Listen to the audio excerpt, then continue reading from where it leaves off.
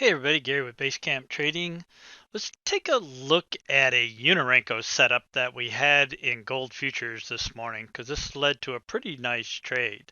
You could see that off the open, the ghost pit open in gold was right in here. We actually made a little push down, but then we reversed, broke the cloud, pulled back, put in a higher low, broke to yet a higher high, and then we kind of went into this little chop area right here. And as far as the Renko trade goes, you could have possibly taken this trade right here if you wanted to out of the cloud because technically you would have a trend reversal breakout back to the upside once you broke this previous pivot right here. But the 30-minute chart, I'm going to show you that in a second, wasn't really confirming us in this area right here. So you may have taken it, you may not have taken it, but the setup that ended up taking was one that we pay attention to all the time. And this is what we call our down, up pattern. Sometimes this is just a down, up, down pattern or an up, up pattern. Here's an example of what we call a down, up, down pattern. That went back the other way. And what's happening on this pattern is you can see that the buyers are pushing price up, then the sellers step in, they tried to push price down, buyers stepped back in, pushed it up again, sellers again made an attempt to try and push price down, but buyers again took over. They pushed this bar up and then closed the next bar to the upside. At this point now, buyers have won the battle two times in a row. The sellers tried to push down, the buyers won here. Sellers tried to push down again. Buyers won a second time. They took control of price and a nice move to the upside.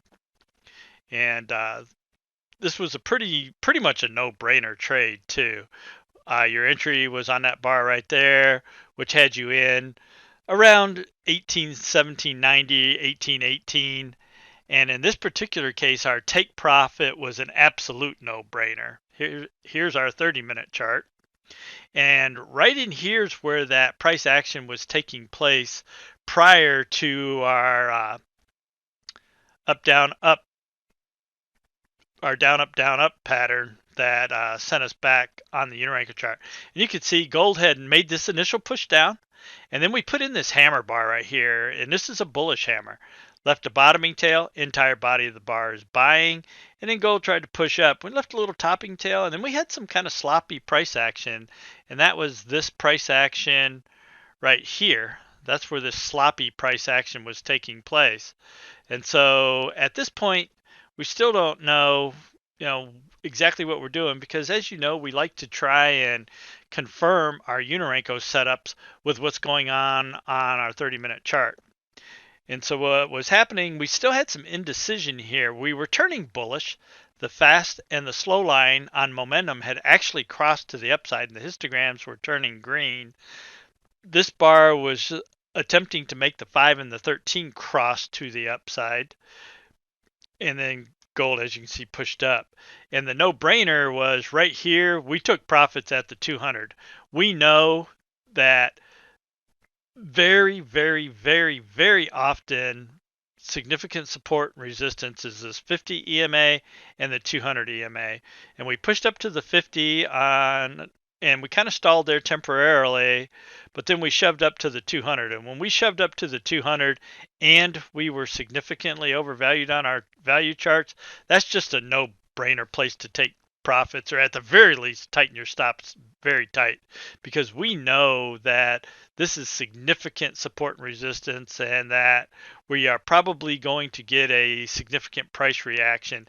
And especially when we run up to there on a big move and hit significantly overvalued, again, that's pretty much a no-brainer place to take profits. And at that time, the 200 was sitting right at 1831 is where that was sitting. Now the bar did poke above it. The high of that bar ended up being 1831 and a half, but at that time the 200 was sitting right at 1831.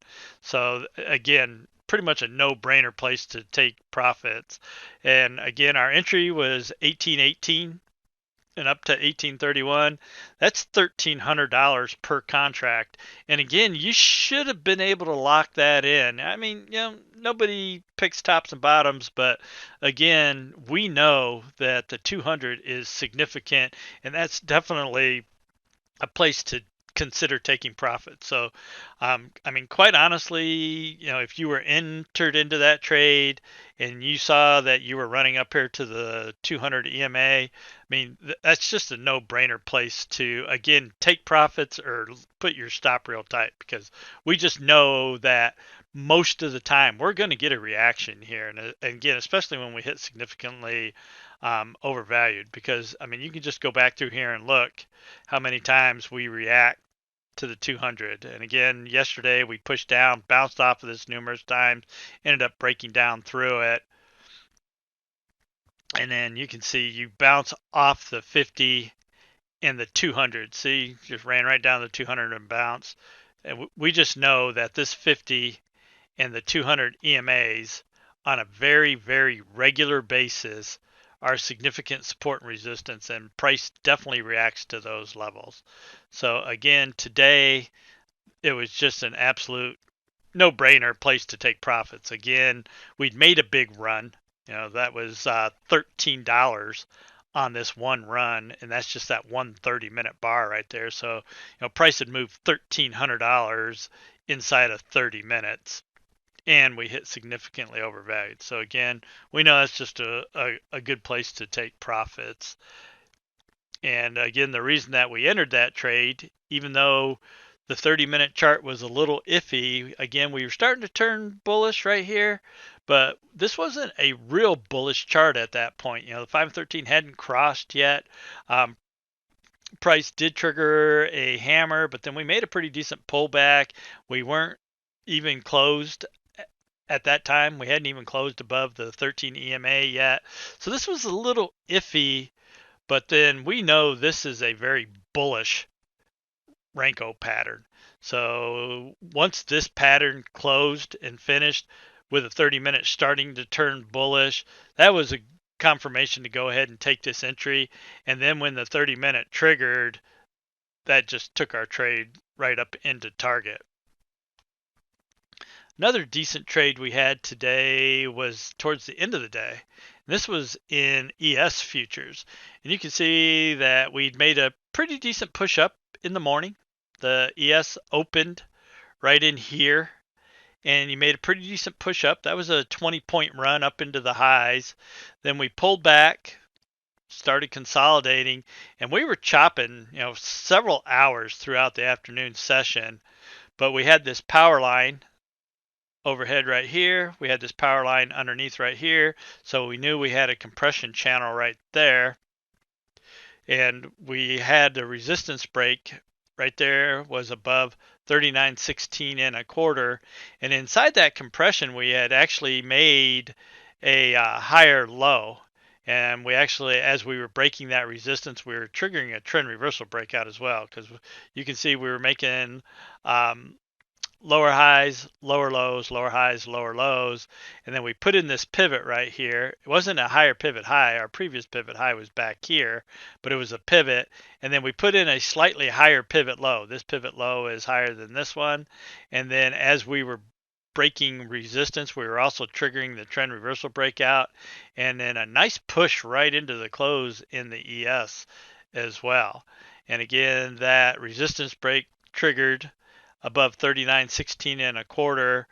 Our initial target in the ES was actually 39.26 and a half.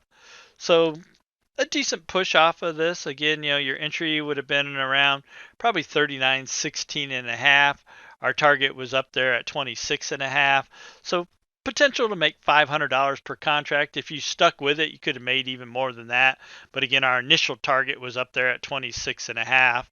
So you had potential to grab $500 per contract on this push higher. And if you hung in there, you even had the potential to get more than that. However, on the 30-minute chart in the ES, right here is where we were triggering that break of resistance. The high of that bar was actually 39.15 and a quarter, and you can see we put in a hammer bar right here. The had the bottoming tail. The body of that bar was all buying. This bar pulled back but left a bottoming tail, and the entire body of this bar was all buying also. So we had two bullish bars in a row right here. This bar is the one that triggered us into the resistance break, and then we made a nice push up. And as we were hitting our 26.5 target, we were significantly overvalued. So again, a good place to take profits, or at the very least tighten your stops. Now the ES made a nice bullish run right into the close and actually pushed up beyond our target.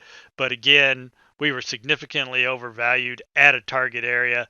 That was a good place to take profits as well. So a couple nice Unirenko trades today, one in gold and one in the ES.